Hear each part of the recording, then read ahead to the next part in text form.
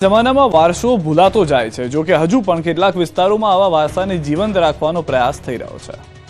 જેવી કરો મનોભાવના એવું આ જગત દેખાય છે. આધુનિકતાની સાથે ક્યારેક પૌરાણિક વારસો ભૂલાતો જાય છે, જો કે હજુ પણ ઘણા લોકો એવા છે કે જે વિસરાતા જતા પૌરાણિક વારસાને જીવંત રાખવા માટેના પ્રયત્નો કરતા હોય છે. ત્યારે જામનગર જિલ્લાના ધ્રોલ તાલુકાના વાકિયા ગામમાં જોવા મળી નાટકોની પરંપરા.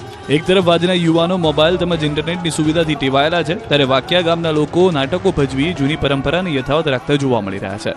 છેલ્લી 4 પેઢીથી નાના મોટા સૌ કોઈ વાર તહેવાર અહીં આવી નાટક ભજવે છે અને પૌરાણિક પાત્રો સાથે અભિનયના ઓજસ પાથરે છે. આ ગામના લોકો શહેરી વિસ્તારમાં સ્થાયી થયા બાદ પણ માદરે વતનમાં આવી પૌરાણિક સંસ્કૃતિ સાચવવા માટે શૌર્ય અને વીરતાની મિસાલ સમાન થઈ ગયેલા રાજા રજવાડા, ધાર્મિક તેમજ ઐતિહાસિક વાર્તાને ઉજાગર કરતા નાટકો ભજવે છે.